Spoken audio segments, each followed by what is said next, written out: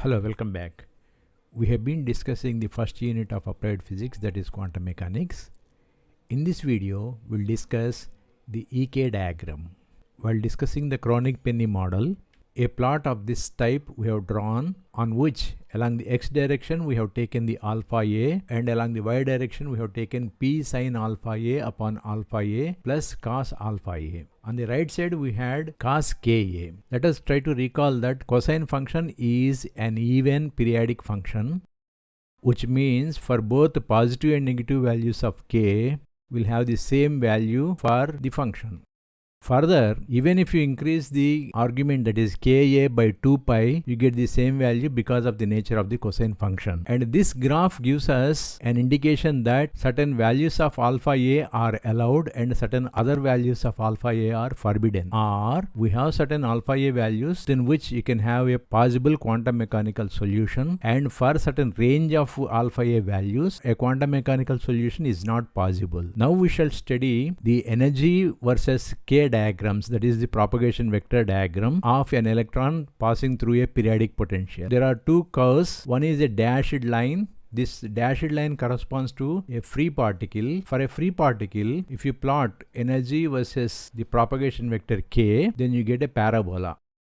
While if you plot the energy versus k for an electron that is moving through periodic potentials, you get a parabola with certain well-defined discontinuities. This indicates that certain energy levels for the electron, they are allowed, and certain other energy levels are not allowed. We call them as allowed energy bands and forbidden energy bands. You draw a parallel here, from here to here, these values are allowed. Similarly here, these are allowed, and this region of values are not allowed. So we have certain band of energies that are allowed and certain other bands of energies which are not allowed. We get a parabola because the energy is given by E is equal to h bar square k square upon 2m. We write P is equal to, that is momentum is equal to h bar k, thereby energy E will become h bar square k square, that is p square by 2m. Now if you look at the graph, you will notice that the discontinuities are occurring at a value of k is equal to pi by a, 2 pi by a, 3 pi by a, so on and so forth. Which means for values of k that is equal to n pi by a, one notice that there are discontinuities in the energy values. At this particular value of k, one notices that two energies are possible for this value of k. And similarly for this value, there are two energy levels that are possible for the electron.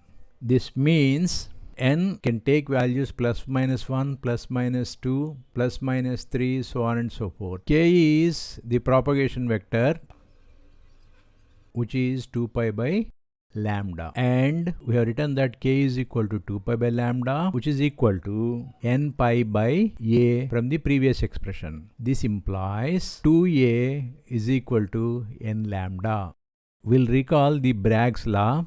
The Bragg's law states that 2d sin theta or 2a sin theta is equal to n lambda. Here, as you know, a is the lattice spacing, that is the separation between two successive atoms or ions in a lattice. We'll compare this with the Bragg's law to note that this kind of a thing happens only when sin theta is equal to 1, implies theta is equal to pi halves or 90 degrees. Whenever k becomes n pi by a, we get two standing waves for the electron with different potential energies are possible for the same value of k.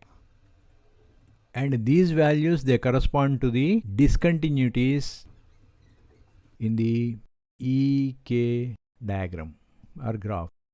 In this, minus pi by a to plus pi by a region is called as the first Brillouin zone. Similarly, minus 2 pi by a to minus pi by a and pi by a to 2 pi by a is called as the second Brillouin zone. One can also similarly define the higher orders of the Brillouin zones. In this video, we have discussed how the energy levels are divided into various bands. We have started our discussion with the chronic penny model. In the case of chronic penny model, where along the y-axis we have plotted p sin alpha a upon alpha a plus cos alpha a, and along the x direction we have plotted cos alpha a. We have drawn two horizontal lines like that. This graph indicates that certain quantum mechanically possible solutions will exist for certain range of values of alpha a, and for certain values of alpha a quantum mechanically possible solution does not exist. We know that cos ka is a even periodic function. For both negative and positive values of k, we get the same value, and using this we have drawn the EK diagram. Along the x direction we have plotted the propagation vector, that is 2 pi by lambda, and along the y direction we have plotted the energy. The free particle energy spectrum in k space looks like a parabola, whereas for a particle that is passing through a periodic potentials will look like a parabola with certain discontinuities. These discontinuities will divide the energy levels into allowed regions and forbidden regions. These allowed and forbidden regions will occur at the discontinuities in the curve, and the curve will have discontinuities for values of k is equal to pi by a, 2 pi a, 3 pi by a, so on and so forth, or k is equal to n pi by a, where n takes values plus minus 1, plus minus 2, plus minus 3, so on and so forth.